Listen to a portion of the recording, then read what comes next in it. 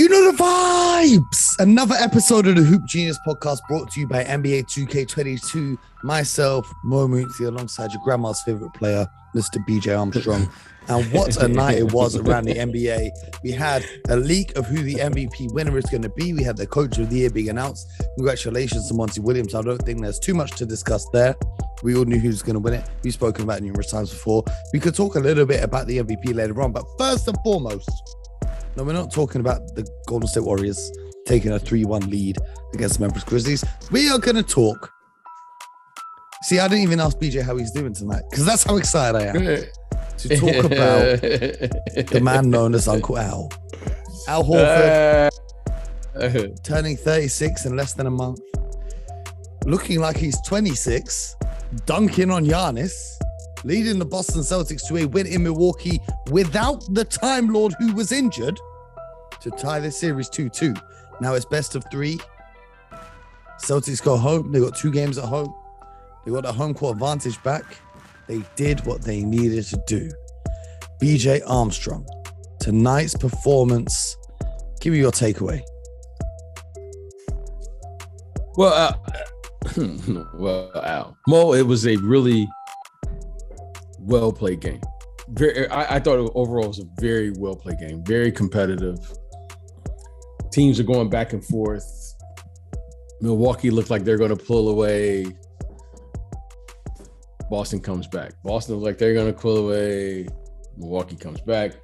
And then there in the fourth quarter, I mean, they just did an exceptional job. When I say they, talking about the Boston Celtics. Oh, yeah. Great win. Fourth quarter. Great win.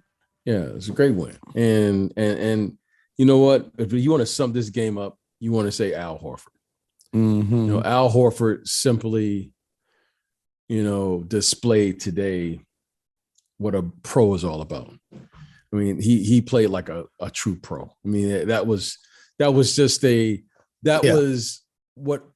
difference between a professional player and an amateur player. If you guys at home missed the game, let me just catch you up real quick on what happened.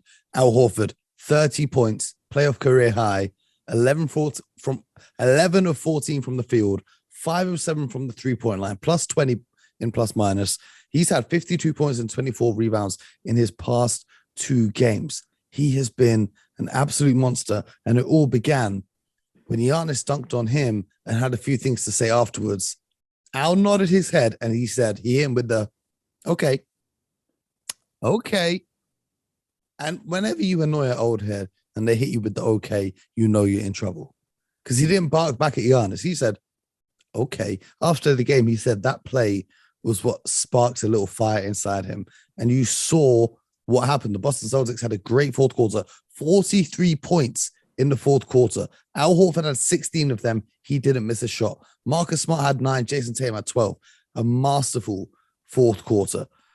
BJ, that little trash talk from Giannis to get under Al's skin that made him flip the switch. You must know a thing or two about that.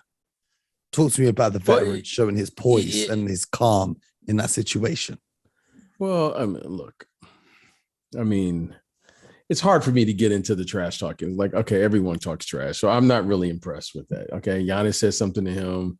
I'm sure Al has said something to him. I'm sure there's been a lot.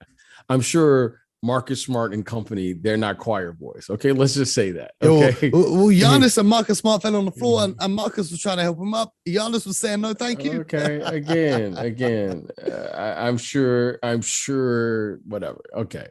However, where I want to give Al credit for is Al is not, he's really improved as a 3-point shooter, but he's been exceptional in this series. And tonight, they needed him. I don't know what he finished with as far as shooting, points. But I'm saying what he shot from 3. 5 of 7. Yeah. He seemed like he didn't miss, but he made every big shot, every big play.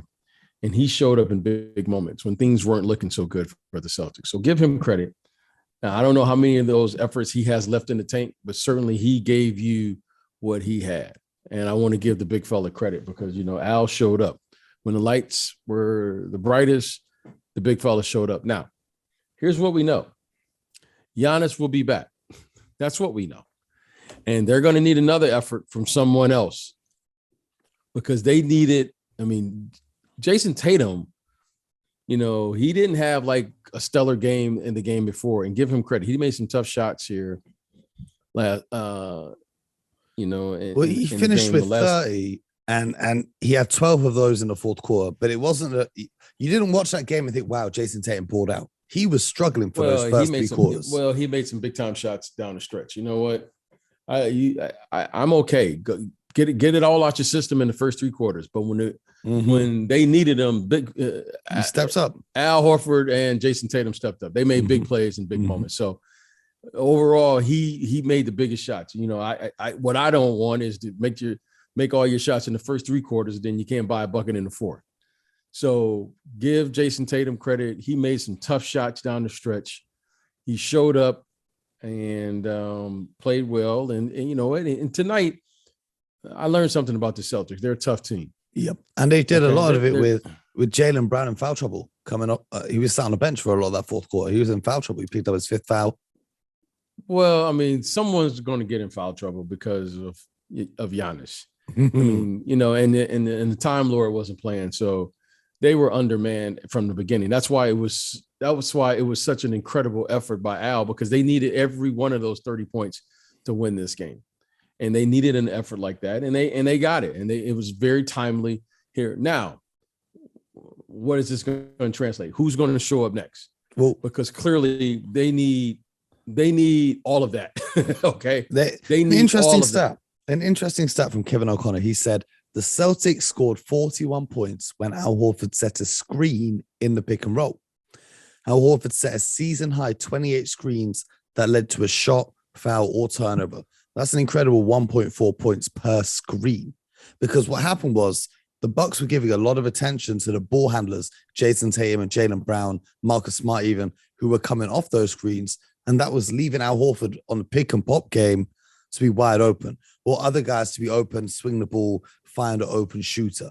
So it's going to be interesting to see how that Milwaukee defense adjusts. But there's a few things that stood out to me. First of all, Derek White, who struggled in terms of stats this series, he's been fantastic defensively.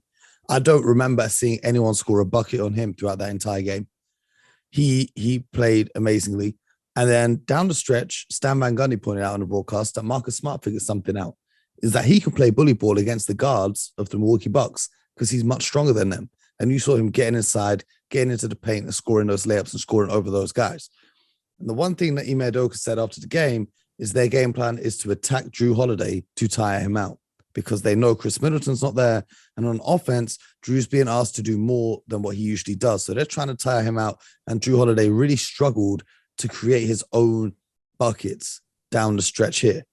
And the one thing that I enjoyed the most, did you notice what they did in the fourth quarter, BJ, in terms of guarding Giannis? Because he had a monster game up until that point. They put Marcus Smart, the defensive player of the year, on Giannis, and he was trying to get his teammates to come screen for him to get Marcus off him. That's the defensive player of the year right there. He stepped up. He took charges on the 7-foot Greek freak. I thought it was a fantastic game. I was delighted. I thought the Bucks would steamroll this one and the series would be done. I was very surprised. I couldn't even say that I thought the Celtics would win.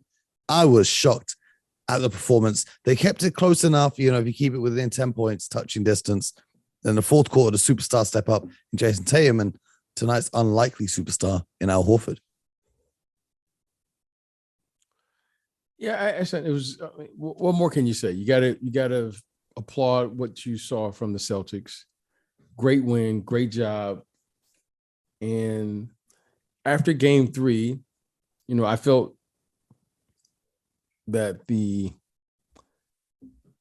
Milwaukee Bucks didn't think that Boston didn't have any counters to what they saw. And that's what I think happened. And because of circumstances tonight, they did put Marcus Smart on Giannis, but I didn't think it wasn't because I didn't think he didn't want that matchup. It was the matchup was being explored or exploited was Al Horford, because Giannis really took advantage of that matchup. Now, we've seen this philosophy throughout, and I think Marcus probably has done it as well or better than anyone. Is he is setting himself up for the offensive charge. Mm-hmm. I think that's what Marcus is. What Marcus that was is the doing. point now, of emphasis after the last game. Yeah, so I think that is clearly what they're trying to do. And again, Giannis, as you saw, and he made some of them tonight. He was shooting the mid-range jump shot. So again, Giannis is going to have to make an adjustment to play against these guys. Now, other than that, Al Horford really, to me, is that there's nothing else to really talk about. Mm-hmm. I mean, I really didn't anticipate you have to get unlikely contributions. And this is what you say to me before every series. You're going to have a game where your superstars going to carry you. You're going to have a game where you still won on the road. You're going to have a game where a role player steps up and wins you the game. And I don't know if it's disrespectful to call Al Horford a role player. But Al Horford is without question, he is a star role player. But that's been his whole career. Now, he's been an all-star and so forth and so on. But Al Horford is not the first option. You're not going to play through Al in the sense where big fella go get me 25, 30 points. I think he had a career night tonight. Playoff career but high. Al Horford, what he does, he's a star in his role. And that's what you're looking for. And what he does and his contributions often aren't, in the stat sheet, right? I mean, he's playing defense, and give him credit. He's guarding Giannis, for crying out loud. Mm-hmm. So Grant Williams didn't have his finest game after how good he's been throughout the series. I mean, Al Horford is now. The thing is, as you get older, okay, now the series is going to be what, every other day now, right? Every other day. Yeah. The series is coming thick and fast now. So Al is 35. I want to see what the big fella is going to have in the next game, and then in the next game, and then in the next game. Because let me tell you something. You know what? When you're 35. You got one game in you like that. But can you repeat that? Now that's the key. So there's two things here, BJ. The first thing I said is, shout out to Philly or Miami, because whoever comes out of this series, talking about the Celtics and the Bucks, is going to be absolutely beat down for the Eastern Conference Finals. I've never seen a series with so many bodies just being on the floor at all times. People are flying everywhere. The other thing, man, well, come on. This is nothing. This you know what I mean. You know what I mean. I mean recently. Come on, you know what I mean. Okay. Come on, man. Okay. The other thing is, BJ, I've decided to move. I'm relocating. Do you know where I'm relocating to? What, Boston? Nope. I'm going to Oklahoma City because Al Horford went there for a year, came back playing like this. Chris Paul went there for a year, came back and went to the NBA Finals, and then had the best regular season record in the NBA. I don't know what these guys are doing in that 1 year that they get dumped in Oklahoma, but they get to rest, they get to recover, they get to work on their body, they get to have the mental reset of not having the pressure of contending, and then they get to come back and do what they do best. So we like to praise people here. I mean, we like to give. Okay, we know what they're doing in Oklahoma. We know what they're doing. Now, okay, we know what they're doing. I go by many names, and one of the names is real name, no gimmicks. We know what they're doing in Oklahoma. They are acquiring picks. They are acquiring draft picks, Mo. Okay. And it's one of the things that we have to discuss about this league, because now, these metrics that everyone likes to point out, you could see the effects of the game, and you could see how distant it is away from what we want to applaud, which is the execution and performance of the game. We don't want to continue to have to talk about these analytical metrics that everyone is throwing around, and now they are really affecting how we watch the game. Well, okay. All right. So we know what's going on. So let's we can bypass that because if we want to stop there at Oklahoma, we could talk about the advanced metrics. We'll keep that for the summer. I'm gonna hit you with a few metrics right now. I'm gonna give you a few metrics right now. Okay. The Celtics turned the ball over a lot more than the Bucks did tonight. 11 turnovers to 7. The Celtics committed more fouls, 25 fouls to the Bucks 17. Okay. The Celtics got out-rebounded 38-48 by the Bucks. Now, anytime you look at these numbers, 99% of the time, the other team would have won that game. So for the Celtics to go in on the road, tie this series up, it was a monumental win. My question to you, BJ, is if you had to call it now, it becomes a best of 3 series.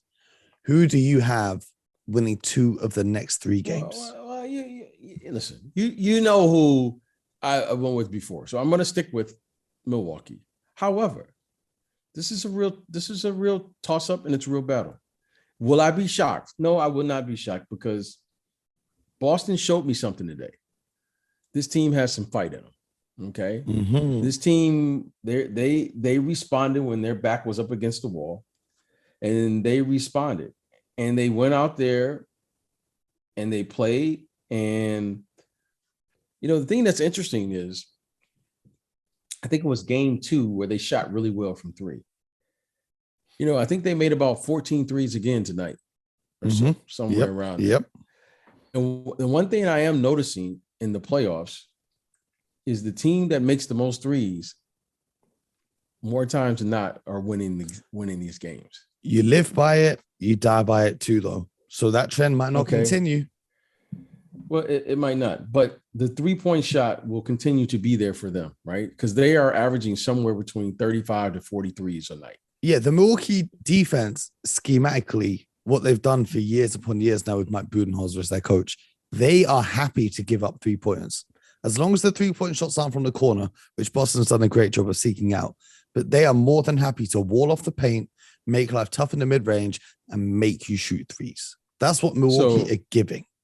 So that's what I'm going to continue to look at. Now, the Milwaukee Bucks are going to have to shoot at a higher clip from 3. And the reason being is they need to create some space for Giannis. All right, now, I don't know where Grayson Allen and these guys have been for the last couple games or what have you, but these guys are going to have to step up. Okay. And they inserted Grayson Allen, I believe, into the starting lineup again. And when you get 6-7 points from your starting 2 guard, that's not a good sign. Yeah. They put Bobby back on the bench. Right. They put Bobby, and I get why they put Bobby on the bench, but Bobby didn't play a lot for some reason tonight. Okay. He didn't play. I don't know if he was injured or what have you. But they're going to need contributions, especially from their perimeter, whether it's Pat Connaughton or the other kid, Grayson Allen. Pat Connaughton knocked down 3, and Wes Matthews knocked down 3, but Grayson Allen, this isn't a good series for him so far. Yeah, so he's going to – now, the thing about him is, okay, I get it. He may not be a good defender, but he's got to defend with much more discipline than what he's doing. He jumps at everything. And I haven't seen a kid block a shot all year. So why is he jumping? Okay. You know what I mean? Okay, you're jumping at everything, and just have the discipline to stay down, stay disciplined, contest the shot. And if he makes it, so be it. But right now, he hasn't found a matchup that can't be exploited on the other end, right? Whether that's Marcus Smart, whether that's the Jaylen Brown, Jaylen Brown, Derek White. He's got to find someone that he can match up with. Peyton Pritchard is the only one. Yeah, okay. Pat Connaughton is the same. Mm-hmm. So everyone's talking about offensively with Chris Middleton, and yeah, he would, but he would at least provide a more disciplined defender where you could have multiple defenders, because right now that's where I see the biggest drop off is what they're doing on the defensive end. The one that stands out for me is how great Brook Lopez is protecting the paint. But the real standout for me, I was tweeting about this earlier, Wes Matthews. He told the Lakers a year ago, he said, I want to run it back with the Lakers. They chose not to re-sign him. They went for Kent Bazemore. and Avery Bradley instead. So when the season started, Wesley Matthews was sat at home without an NBA contract. The Bucks picked him up in December 21st, and he has had a huge impact. Even though they didn't win tonight, he had a huge impact. Jason Tatum really struggled, although it might not seem like it because he finished with 30 points. But those first 3 quarters, he really struggled. And this is what I noticed from Milwaukee. And, I spoke to some of my friends about this. They were forcing Tatum to go left because they don't want him to go right because he's more comfortable when he goes right, getting to his side step 3 or his step back 3. They're forcing him to put the ball on the floor and go to his left hand. Now, this is what Miami did in the bubble against Jason Tatum, if you watch it closely. So that's something I'm keeping an eye on because when you look at it in the fourth quarter, the reason why he went off for 12 points in the fourth is he was more patient with his dribble and he managed to get back to his right hand when attacking at the basket. So that's going to be interesting to see how that matchup develops because I think they did a great job on Jason Tatum and forcing him into shots that he doesn't want to take naturally and making them a lot harder for him. So that's one to keep an eye out for in the next game. But credit to him for staying aggressive, getting to the free throw line a few times, seeing the ball go through the hoop. That can really boost your confidence. But that wasn't the only game we had on tonight. BJ, the Golden State Warriors and 3-1 leads are kind of synonymous amongst NBA fans now, but they took one against the Memphis Grizzlies, who were without Ja Morant. The Golden State Warriors were without coach Steve Kerr, who went down with COVID just minutes before the game. So, how about that? Yeah, I hope he gets better soon. Just best wishes out to Steve. But the Golden State Warriors, for me, they put on a true veteran performance tonight.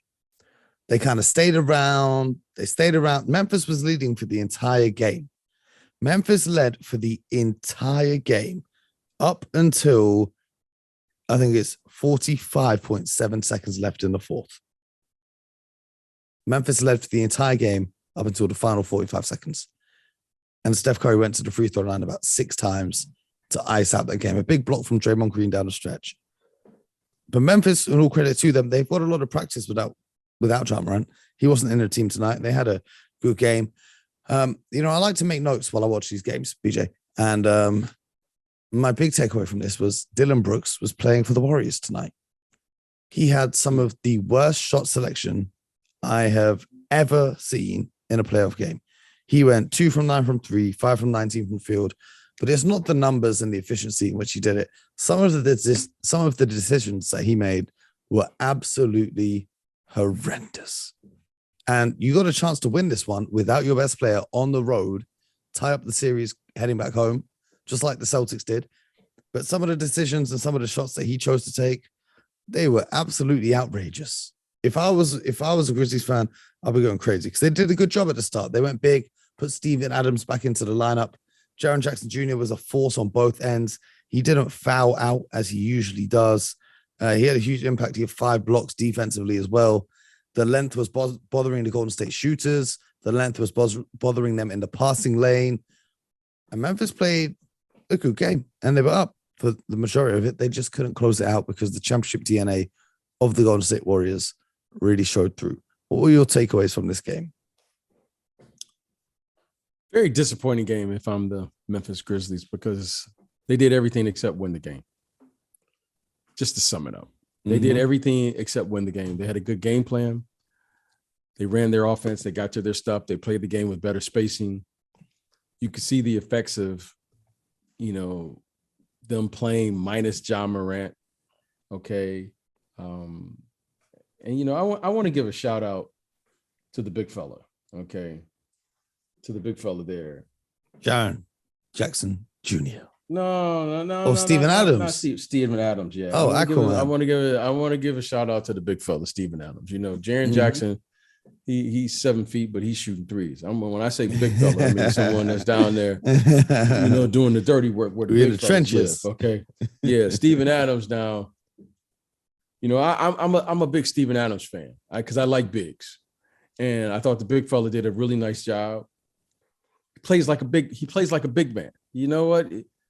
When you're tall and you're doing these things as a guard, it's pretty, it's cute, it's nice. He can step out. He's 7 feet. No, be big. And so I want to give him credit. And they did everything except win this game. But Mo, you're absolutely right. Some of the decision making, especially down the stretch, in a playoff atmosphere on the road was very questionable. And in particular, I know they're young guys and young players, and many of these guys don't have a lot of playoff experience, but you can see the difference between the execution of a team like Golden State, and you can see the difference between a young team. And that's just unacceptable, Mo, if you're going to be a good team. So they played hard, but you also have to make good decisions if you're going to win the game, especially against a quality opponent like the Golden State Warriors. So give the Warriors credit. They did not play particularly well this evening, but they hung around enough to win this ball game. I want to give some credit to Otto Porter Jr., who I think had a great game, especially defensively.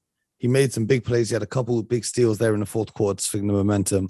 He only had 12 points, which isn't too impressive. He was 4 of 6 from downtown, and they were impressive coming off the bench. That's impressive. Much needed 3-pointers, and they're still managing his minutes. They don't want him playing over 25. One thing I couldn't figure out is why they kept Kuminga in the starting lineup, because they had Gary Payton Jr. in the start. Gary Payton II, sorry. Well, I can tell you why.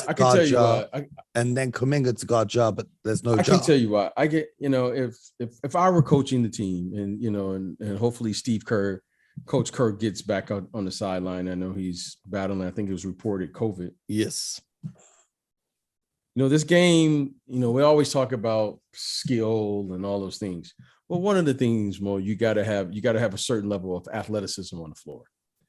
And I think if I were coaching that team as well, I would put Kuminga out there, because if you're gonna have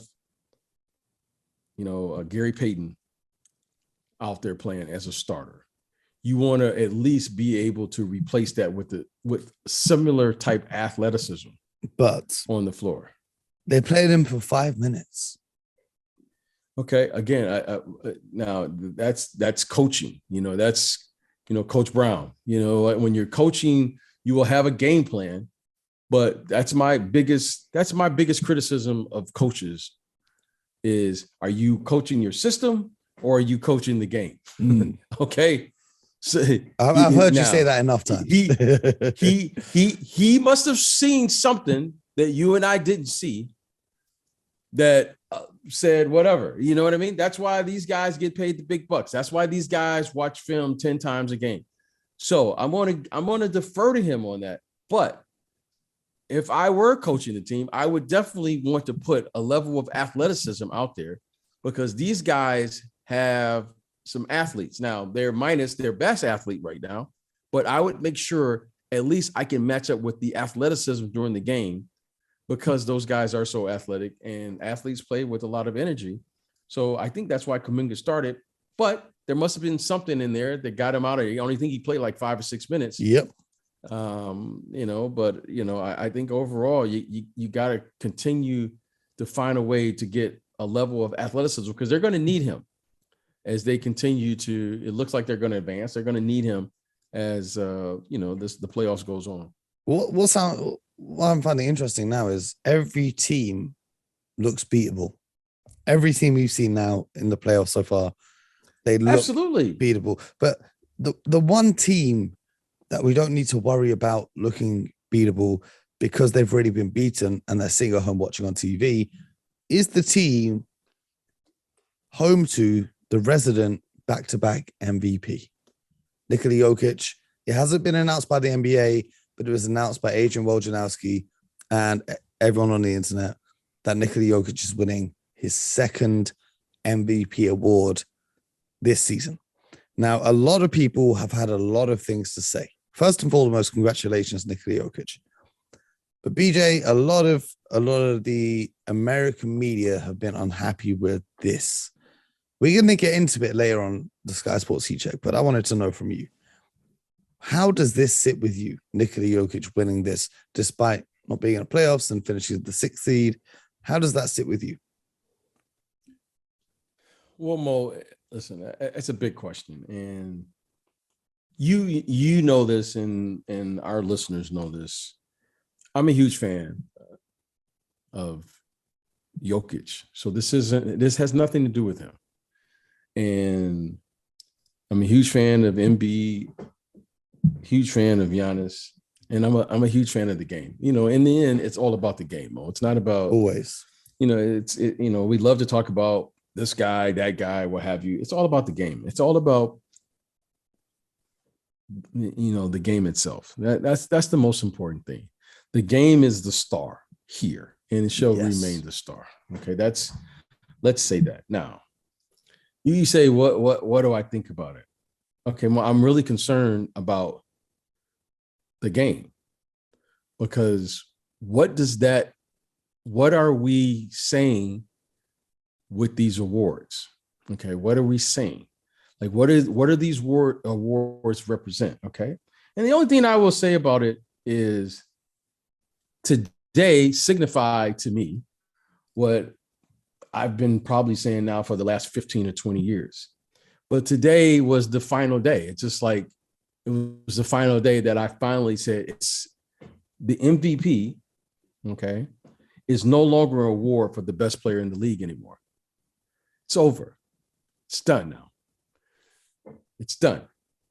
The game now is it's moved in a direction mode where now we're not talking about the game. We're talking about stats.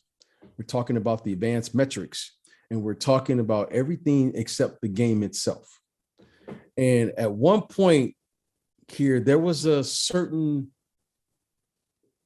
criteria that award had, and what it meant, and what everyone who played that game understood. And today, it's over. It's done. And it has nothing to do with Embiid. It has nothing to do with Jokic. This has nothing to do with him. Okay? He is a phenomenal basketball player, so forth and so on. But today, that's what happened today. And I'm okay with it where it's at. And let's move forward, because you know what? It's not the player or the individual player.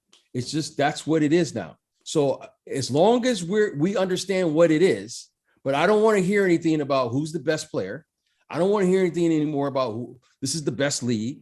I don't want to hear any more about, I don't want to hear any of that. Let's just keep it what it is now. It's the advanced metrics. It's your regular season award. And let's just keep it there. And I don't want to discuss about any of that, because at one point this was the best. This is and has built itself off being the very best. The very best. Okay. I don't want to hear any more about any of that other stuff. Just talk to me about your metrics and I'll play along with that. But when you start saying the best, because this is the league that was built off the best. This is the very best league in the world. Everyone says that it's the best, but then we move the criteria when it's convenient to make you an argument. When the game is the star, the game is the star. So I'm okay with it, but I'm not going to talk about it anymore, because it's not worth me talking about. Well, bad news for you, BJ. The producers of Sky Sports want us to talk about it. Well, so we can talk about it. I'm okay with it. I'm not going to dodge it. And I'm not going to say anything now, but I'm just going to let you guys know to tune in to that show, because we'll be talking about it more over there. I will listen like everyone else, but I just want to hear your 82 games metrics. I don't want to hear anything about who's the best. I don't want to hear about what it means. I don't want to hear about, this guy takes his game up in the playoffs. I don't want to hear any of that. I just want to hear you give me these 82 games. Yes. I don't want to hear about who won the most games, who lost the most games. Just give me your stats. Tell me what the stats. Let's compare the stats. We can have a conversation without the stats. We can. Everyone likes to assume Jokic only won because of stats. No one's assuming. Mo, no, we don't have to assume. Mo, the amount of time you said metrics and stats in the last 2 minutes. No, let's not assume anything. Let's just call it what it is. Like, we don't have to assume. We're not like, what are you really saying? No subliminal shots. Just call it like it is. This is where it's at now. This is where it's at. So, all right, that's fine. These are the people that are voting. That's fine. I want to vote. You and I both. Who do I got to talk to get a vote in this? Because I'm tired of these clowns. I need a vote in this MVP conversation next year. Whoever's listening from the league, let me know. And this is what we know. The people who are voting, they're not even watching the game. Mm-hmm. This is what we know. This isn't what we heard. What we know is these people aren't even watching the game. Mm-hmm. Yeah, I see a lot of people. You know, I saw someone on TV, and I'm not going to name them out of respect, but they were talking about a player who they were excited to see playing in the game that evening, who has been out injured for a very long time. Conversely, they were talking about a player who wasn't going to be there, who had actually returned from injury, and they would have known all of this had they watched the games recently. So a lot of these people you see on TV, they're not like me and BJ. They're not up stupid. It's not even the people who's on TV. The people who are voting. But that's most of them who is voting. It's clear that the system is flawed. Okay, it's clear that the system is flawed, and it's clear that the people who are voting aren't even watching. So it's like a double whammy. And again, I want to say this to be very clear. This has nothing to do with the players. This is about us. Okay, it's about us who are now. And I'm gonna tell you something else too that's really starting to bother me is all of these teams are promoting and all these PR things for players to win awards and all of these things. Yeah. Okay, I'm done with it now, Mo. Again, real name, no gimmicks, no gimmicks. The game is the star. All of this other stuff, they're nice. It's nice to be recognized, but your commitment is to the game. And I'm not going to get put into that because these are terrific players. All these players are coming out here giving their best effort, but then it's the system is flawed. And then we're going to sit back and act like everything is okay. Well, the system has been the same since 1981. So, you know, to change that is going to be quite monumental. We're going to have to get into that later on. I hear where you're coming from. I have a few thoughts on it too. I'll share with you guys. So make sure you tune in the Heat Check, Sky Sports, 9:00 if you're in the UK, Tuesday night. Also available on YouTube later on this week. I thought I'd tell you guys we do a few other shows. So you'll see us there. We've got a few more things coming soon. But in the meantime, we're going to be here every morning for you guys, breaking down the action. Tonight, I'm going to just need 2 quick names from you, BJ. 2 quick names. Philly versus Miami, who you got for tonight's game. Tied up at 2-2 in Miami. I want Philly to win. I really do. Why I want Philly to win? I want Philly to win because I want to see the big fella get over the hump. I really do. Big fella's been through a lot. Mm-hmm. Big fella has been carrying this. And I mean, he's been carrying this drama and who's available, who's not, COVID. Injuries. He's playing with 3 injuries right now. A mask, a taped up hand. I'm just rooting. I'm rooting for the big fella. I'm rooting for him. Okay. However, I think it's a tall task, and Tobias Harris is averaging around 17, 18 points game as the 4th option, which to me is like, wow.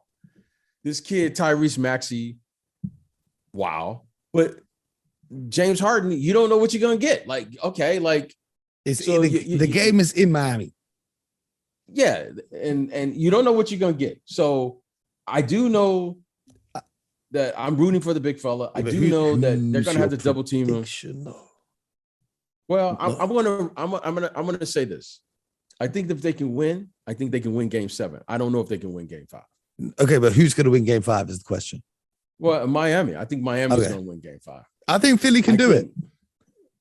Bam Adebayo disappears when Joel Embiid. I like them in Game 7. Okay. And the reason I like him in Game 7, or at least I like him in Game 7, is because when you get to the Game 7, That's a different. That's That's type where of the pressure. superstars turn, and the only superstar in the series is Embiid. Well, When I say I would say this. superstar, not star, not all star, superstar. Well, That's Embiid. I just think I think they can win Game 7. I think they don't can win think games they- 5 and 6 though. Yeah, I'm not going that because you're going to need efforts from. Have you seen the injury report? Have you seen it? What is it? What's the injury report? Everyone's injured. Everyone's out. Everyone is apparently out for Miami. Apparently, Tyler Hero, PJ Tucker, Kyle Lowry, all these guys are out. Apparently, if they clear them just before tip off and take the $50,000 fine, that's a whole other story. But then I'm going to need another quick name. Phoenix at home, 2-2, the Dallas Mavericks. Luka Doncic in the building. Phoenix. I'm going to game say 5. this. I'm going to say this about Phoenix. I'm going to say this in this Phoenix series. I'm very concerned, as you know, Mo. Mm-hmm. But whoever wins Game 5 will win the series. I'm going to pick Phoenix. I'm going to pick Phoenix, but whoever wins Game 5 will win the series. Mm-hmm. Mm-hmm. Okay. I hope. That's what I see. I hope for their sake they win Game 5. And I hope for their sake they win the series. Otherwise, conversations will need to be had. And they'll be happening right here on the Hoop Genius podcast. So make sure you're subscribed. Make sure you're following the show on Spotify, subscribed on Apple, subscribed on YouTube, subscribed wherever you get your podcast from. It's free to subscribe. Make sure you leave us a review and a rating if you enjoyed the show. If you're still listening to us, I assume you have enjoyed it. So we thank you for taking the time out of your day to listen to us, bring you the best from around the world of the NBA. We're going to be back tomorrow morning. Hopefully the games are close because these 6 a.m. finishes ain't getting any easier. But we do this because we love it. BJ, we'll be back tomorrow. Appreciate you guys tuning in. Much like Al Horford, you know what the people have got to do? They got to make sure that they get buckets.